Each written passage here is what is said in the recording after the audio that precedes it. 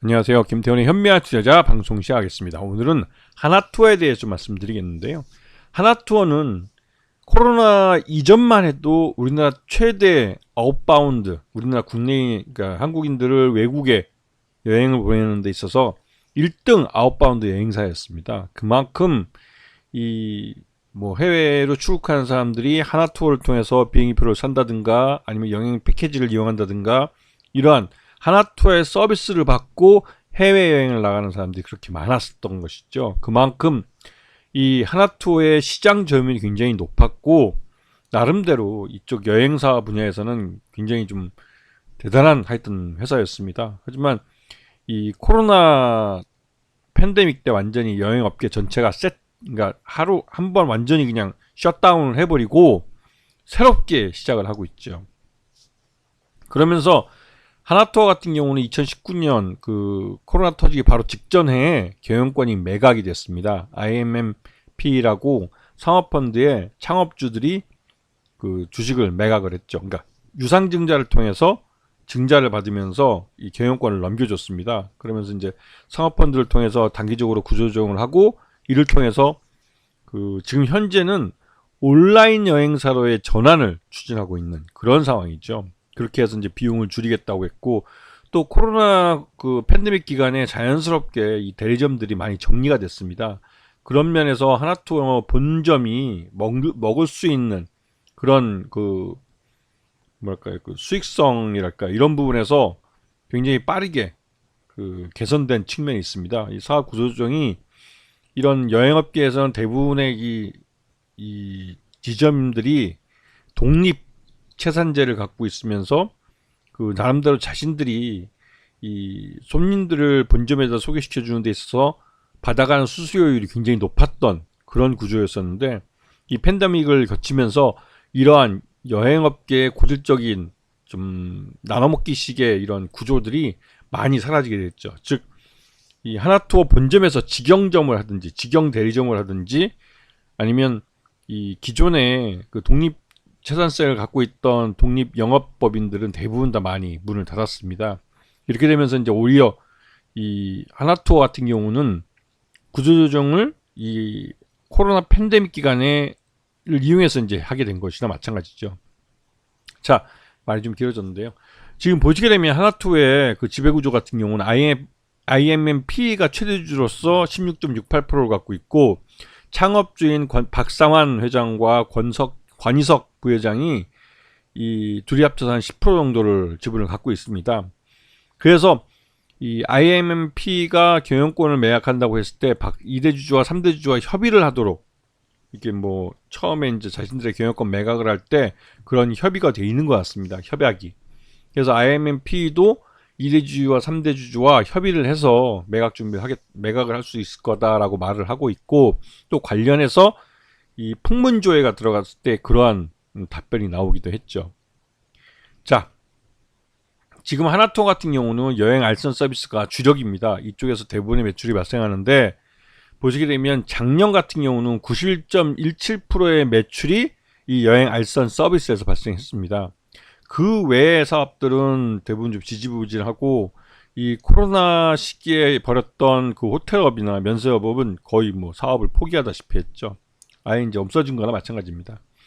자, 그리고 작년 기준으로 연결 포괄 손익계산서를 보시게 되면 매출 외형이나 영업이익이나 당기순이익이 급증한 걸 볼 수 있습니다. 지금 봐서는 코로나 팬데믹 때 발생했던 여러 가지 그런 리스크를 대부분 다 떨어내고 이제는 수익성을 회복하는 그런 모습을 보여주고 있어서 이런 식으로 내년까지 이런 실적 개선이 올해 이제 계속 이어진다면 그 하나투어에서 IMMP가 매각을 할 때 굉장히 큰 수익을 가져갈 수 있지 않을까라는 기대감을 갖게 하는데 최근 들어서 이 IMMP가 갑작스럽게 이제 경영권 매각에 대한 소문이 시장에 돌았습니다.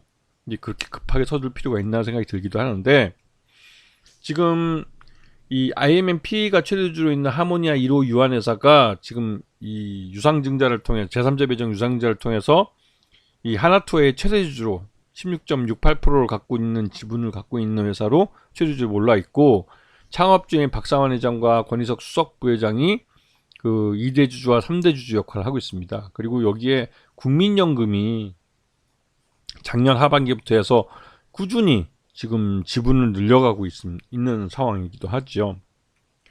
지금 보시게 되면 아까 말씀드렸듯이 그 국내 언론사를 통해서 이 최대주 지분 매각에 대한 풍문 조회가 들어갔고, 이에 대해서 IMMP와 2대 주주, 3대 주주 간에 이 협의를 통해서 이 경영권 매각에 대해서 뭐 검토를 해볼 수 있다라는 식으로 이제 이 공시가 나왔고, 이거는 1개월마다 재공시를 하게 되어 있습니다. 자, 그리고 국민연금이 지난해 연말 이후로 계속 지분을 늘려서 8.64%까지 지분을 늘린 걸 볼 수가 있습니다. 이게 이제 2월 말에 작성되고 3월 달 중에 이 보유 지분을 낮추거나 한 것 같지는 않은데, 왜냐면 아직까지 이제 4월 달이 됐는데도 국민연금의 지분 변동에 대한 공시가 없습니다. 이런 걸 봐서는 국민연금은 여전히 8.64% 정도를 보유하고 있는 걸로 좀 예상이 되고 있고요. 그래서 지금 현재 그 하나투어는 지난 3월 달 이제 이 풍문조회가 들어왔을 때 이후로 주가가 폭락한 걸로 나오는데, 그 폭락하게 된 가장 큰 이유 중에 한 가지는 이 원달러 환율에 있습니다. 원달러 환율이 지난 3월 초순부터 해서 지금 오르기 시작해서 단기간에 지금 1310원에서 지금 1400원대 터치까지 단시간에 올라간 겁니다. 거의 한 달 조금 넘는 기간 동안 급등을 한 것이라, 우리나라 원화 가치가 전 세계 다른 그 아시아 국가들 중에서도 가장 많이 평가절하된 그런 화폐이기도 하죠. 그래서 그 부랴부랴 지난 엊그저께 1,400원을 터치한 다음 날 한국은행과 기획재정부가 구두 개입에 직접적으로 나섰고, 지금처럼 급격하게 원달러 환율이 떨어지려면 이건 실질적으로 외환보유고를 동원한 시장 개입을 직접 하지 않았을까라는 의구심이 들고 있습니다. 이 시장 조작에 대해서는 어느 나라 정부든 또 어느 나라 중앙은행이든 실질적으로 그 사실 여부를 확인해 주지는 않습니다. 다만 이 환율이 변동되는 것을 보면서 그 추정해 볼 수가 있는 거죠. 이거는 구두 개입으로 이제 그 투기꾼들이, 환투기 세력들이 포기하고 차익 실현을 한 거다라고 볼 수 있는 점과, 또 한 가지는 이거는 그 실질적으로 한국은행이나 기획재정부가 실력 행사에 들어간 거라고 볼 수가 있는 거죠. 지금처럼 시장 내에 다른 이벤트가 없는데도 불구하고 기존의 방향과 정반대되는 방향으로 급격하게 환율이 움직이는 건 직접적으로 시장에 개입을 해서 달러를 팔고 원화를 사들였을 가능성이 큽니다. 이렇게 되면 이제 4월 달 말에 발표될 이제 그러니까 5월 초죠. 4월 달 외환 보유고가 얼마나 줄었는지, 이 정도면 한 100억 달러 넘게는 썼을 것 같은데요. 한번 지켜봐야 되겠습니다. 근데 지금 현재 우리나라 외환 보유고가 4,100억 달러 정도에 머물러 있기 때문에 지금 쉽사리 이 시장 계획이 잘못했다가는 4천억 달러가 무너질 수 있어요. 이게 좀 불안한 거죠. 네. 자, 하나투의 주가가 아까 보셨다시피 그 3월 말에 경영권 매각에 대한 소문이 돌았을 때 주가가 아주 급락했습니다. 근데 그도 가만히 보실 걸, 지난해 11월 달, 그때 이제 10월 달에 이제 10월 20일 날 4150원 최저점을 찍었는데요. 그리고 나서 그때부터 오르기 시작해서 이게 지난 3월 25일 날 7600원까지, 즉 이 기간 동안 웬만해서는 주식을 사서 손해를 안 봤다는 것이죠. 그래서 하나투어를 매수한 투자자들은 대부분 다 수익이 난 상태고, 그런 투자자들이 이 경영권 매각이라는 불확실한 사정을 만났을 때 일단은 차익 실현에 그 대규모로 나선 거죠. 그리고 나서 거기다 이제 원달러 환율이 더 직접적으로 이 주가 급락을 부추긴 그 요인으로 작용합니다. 왜냐면 제일 처음에 설명드렸듯이 이 하나투어는 우리나라 최대 그 한국인에 대한 그 아웃바운드 여행업을 하는 회사입니다. 즉 해외로 송출하는, 우리나라 국민들의 해외 여행을 주선하고 또 알선하는 그런 서비스로 돈을 버는 회사이기 때문에 원화 가치가 강할 때 국민들이 해외여행이 많아지고, 원화가 약세로 돌았으면 해외여행이 확 줄어듭니다. 이거는 워낙 이 여행 상품 자체도 비싸질 뿐더러 우리가 지불해야 될 원화가 이 달러로 환산했을 때는 더 많아지기 때문에 사람들이 그 여행 상품이 비싸졌다고 느끼는 거죠. 그런 면에서 이 하나투어의 주가 급락은 이 단순히 아직 정해져 있지 않은 이 경영권 매각에 대한 불확실성보다는 원달러 환율에 의해서 더 민감하게 작용한 거라고 볼 수가 있습니다. 그래서 어제 오늘 이틀 동안 시장에서 그 외환 당국이 시장에 개입을 하면서 주가도 거기에 맞춰서 좀 소폭이지만 좀 반등이 나와주는 모습이죠. 거기다가 이 하나투어의 지난 2023년 실적 기준으로 봤을 때 적정 주가는 한 74,000원 정도로 평가됩니다. 근데 74,000원까지 가지는 못했고 7만원대에서 뭐 주가가 이제 그 경영권 매각 소식과 함께 이제 급락을 하게 된 거죠.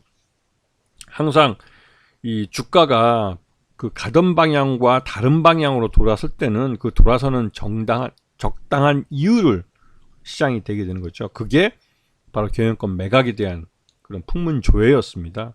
왜 하필 그 타이밍에 풍문조회에 대한 매각 그 풍문조회 공시가 들어갔는지 이 부분을 한번 생각해 보시면 주가가 7만 원대에 도달한 것에 대한 이 차익 실현 욕구 이런 것들이 나름대로 시장에서는 이 팔 명분을 준 거라고 볼 수가 있는 것이죠. 그리고 지금 4월달 들어와서 주가가 계속 하나투어 주가가 흘러내린 부분은 말 그대로 이제 그 원달러 환율이 급작스럽게 이제 급등을 하면서 그 해외 여행객들이 급감하게 되는 그런 것 때문에 이런 현상이 나타나고 볼 수가 있는 겁니다.